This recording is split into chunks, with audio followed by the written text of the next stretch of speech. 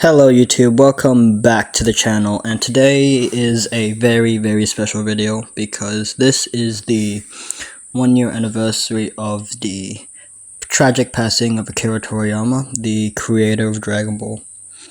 I didn't really get to give my proper thoughts on it when it happened, so I decided to wait for the 1 year anniversary. This is an unscripted rant of what Dragon Ball means to me personally. If you want to show your appreciation for Toriyama in the comments section, that would be great. And please enjoy the video. Dragon Ball was the first anime I've ever watched. It helped me make a lot of friends growing up. And Goku, the character Goku himself, was honestly such an inspiration to me. We all remember his first fight against Vegeta. That was honestly the first fight of Dragon Ball that I've ever watched.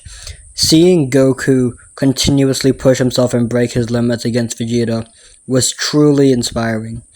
I'd be remiss not to mention their beam struggle, which was honestly probably one of the most iconic moments in all of Dragon Ball, and definitely the most iconic moment from this fight, even if it was done in the previous arc.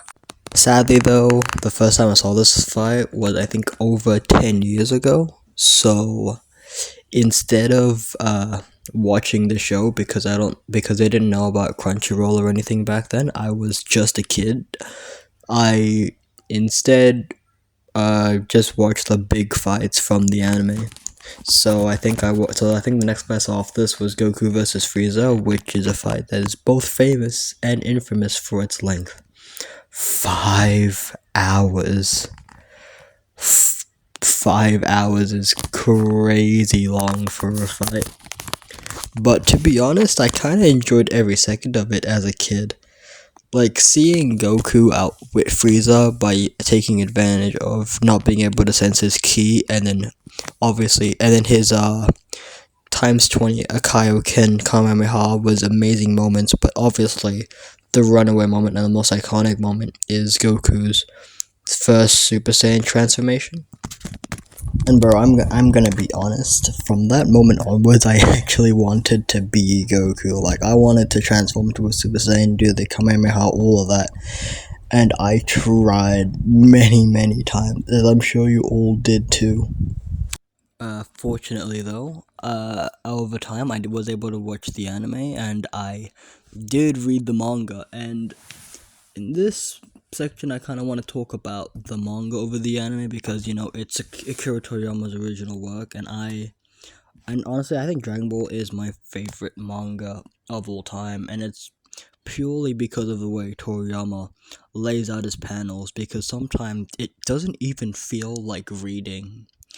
It actually does kind of feel like you're watching a show in a way, and you just like subconsciously connect the dots of the images in your mind, and it's truly a crazy experience. If you haven't read the manga, I highly recommend it. It's really good. After watching the anime and reading the manga and knowing the full context of everything that was going on during those fights, I gained a new appreciation for a lot of things, but the main things that I want to talk about is Vegeta and Gohan's character arcs. We'll start with Vegeta. Vegeta's story is one that is honestly kind of hard to describe. Like, it's a redemption arc, obviously, and funnily enough, despite claiming not to be human, he is one of the most human characters in the show, because we've all made mistakes, we've done things that we regret, sometimes we've even experienced tragedy and whatnot, but Vegeta was able to right his wrongs, and even when he went back into villainy for a little bit, he in the end still sacrificed himself to try to save everybody. And even though the effort was fruitless, I think Vegeta doing that at all is still a really important thing, especially considering where he started out as. Moving on to Gohan, Gohan was honestly one of my least favorite characters at the start of the show, mainly during Goku and Piccolo's fight with Raditz, because his crying was so annoying. Especially in the English dub, it was crazy. But over time, I started to like Gohan more and more, and I also, over the years, started feeling sorry for him because, like, from the moment Raditz first kidnaps him, he was thrust into this life of constant fighting, constant danger, and even deaths at times.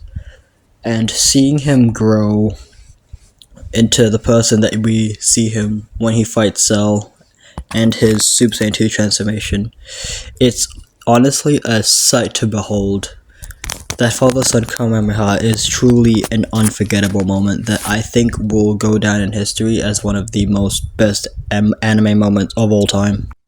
The last thing I want to talk about for this video is Dragon Ball Daima, and that's because it's the last thing Toriyama ever worked on, and I decided to watch it simply because of that, but little did I know, I actually ended up really, really liking it. It returns Dragon Ball back to its roots of being a comedy adventure show, and it also mixes in some elements from Dragon Ball Z, which is seen during some of the fights.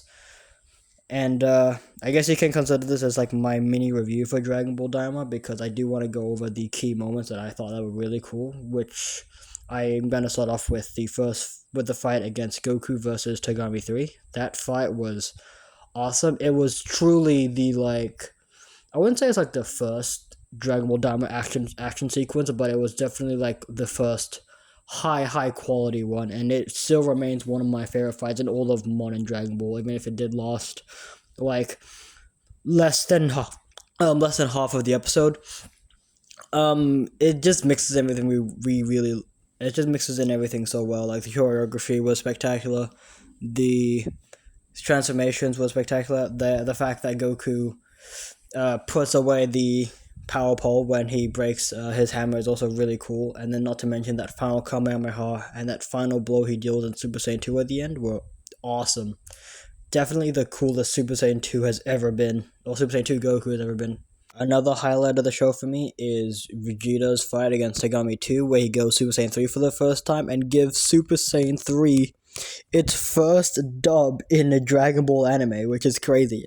Every single fight that Super Saiyan 3 has been in before this has lost. It lost he decided to back down against Majin Buu when Trunks got the Raider the first time we saw it. The second time we saw it, which was, I believe, with Gotenks, he ran out of time with the fusion and lost. Goku lost against Kid Buu in Super Saiyan 3. And then we fast forward to this anime where Vegeta absolutely kicks the shit in of Togami 2, and it was truly, truly awesome. And then there is, of course, the moment that all of you have been waiting for, the Super Saiyan 4 transformation against Goma. It was so cool seeing Super Saiyan 4 be canon, especially since, for me, it was definitely the best thing to ever come out of Dragon Ball GT. Seeing Goku, like, I really also prefer the design of Super Saiyan 4 and Daima as opposed to GT, as it goes back to their roots of being like apes, where Goku's arms are slightly bigger, and even in the fight he moves around a lot like a monkey, which was pretty cool. Like, you see him crawling on all fours and whatnot. And then, of course, there is when they transform back into adults, Vegeta fights Goma and Super Saiyan 3, and oh my god, it was spectacular. It was I think it's my favorite fight in Dragon Ball Daima so far. And as of recording this, the final episode of Daima isn't out yet, so I might post my thoughts on that in another video if you guys want, like, my full full opinion on that. If that's something you're interested in, then please let me know. If you guys made it this far into the video, I just want to say thank you very much for watching the entire thing through. I hope you enjoyed, and I apologize if my ranting seemed like a little stuttery, I guess, or incohesive at times. I didn't have a script for this video. Like I said in the beginning, it was just a pure rant, and this is my first attempt at that. And it was a little hard to get all my thoughts together, but I hope I was able to convey at least part of the reason why Dragon Ball means so much to me. And if you guys want to share your favorite moments or your experiences with Dragon Ball in the comment section, that'd be much appreciated. And I obviously want to say thank you so much to Akira Toriyama for his fantastic creation his creativity and passion, like it truly brought me and some of my friends together as well. It helped me. It also like helped me out as a person. I don't know who I would be or what I would be today if it wasn't for Dragon Ball. And yeah, so Akira Toriyama, say hi to Kinkai for us, and thank you so much for you guys again for watching this video. Please subscribe, like the video, and all that if you enjoyed, and I will see you next time.